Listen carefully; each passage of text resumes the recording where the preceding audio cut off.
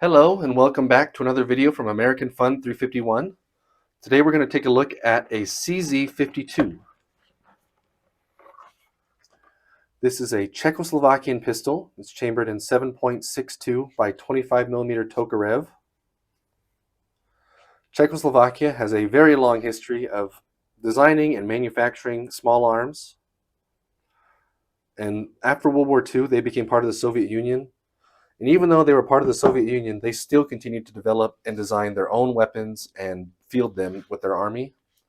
The Soviet Union provided all the little satellite nations with the designs and plans necessary to make copies of the TT-33, which was the standard issue Soviet sidearm at the time.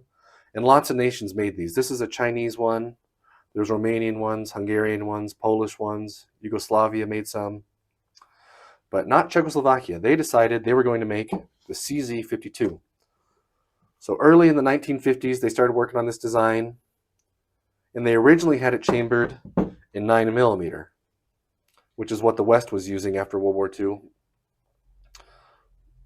But the Soviets caught wind of that and decided to change the design and force them to chamber it in the 7.62 by 25 Tokarev, the same thing as the TT-33 and all the other pistols, to help standardize it with the rest of the Soviet arsenals. And that's why this grip is so wide. It was to have to be able to accommodate this larger 7.62 by 25 Tokarev. But they made approximately 200,000 of these between 1952 and 1954. My example was made in 53. You can see right there. And this is the acceptance proof mark. These two little cross swords. But now that we talked a little bit about its history, we're just going to go over the pistol and talk about some of its features. When I first picked up this pistol, my wife asked me if the grips were fake because the backlight looked so cool on these. I don't know, I like it a lot. You can see all the little fibers running around. But they're held on with this little spring clip.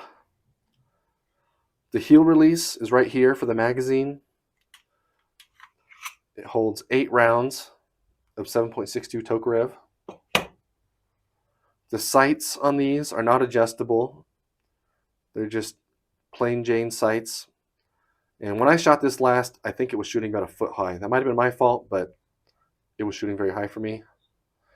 These are single action only, so you have to cock the hammer to make the trigger work. And this is the safety.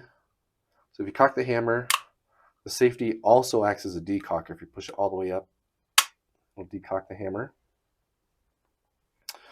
And the serial numbers for these on the frame is on the left side, right up here under the barrel. There's another serial number on the barrel, and then the last serial number is on the top of the slide. But the coolest thing about these pistols, though, if we can take it apart real quick, is pull down on that little lever. Ooh. Get the slide off.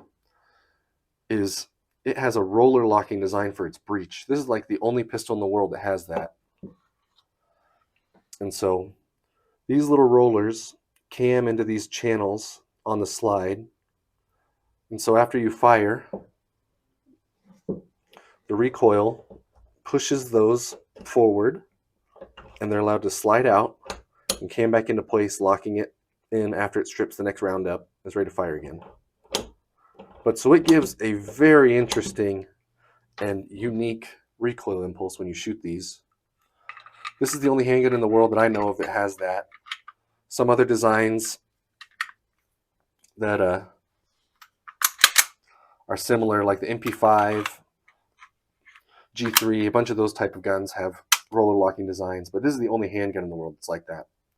And that's partially why I picked it up for my collection, just because it was such an interesting, different piece of mechanical equipment. But that's pretty much everything I know about the CZ52. If you found this video informative and you liked it, please leave a like and consider subscribing. I'm going to have some more videos coming out soon shooting, and I'm definitely going to take this one out to the range and let you all see how it performs. But thank you so much for your time, and American Fun 351, we'll see you later.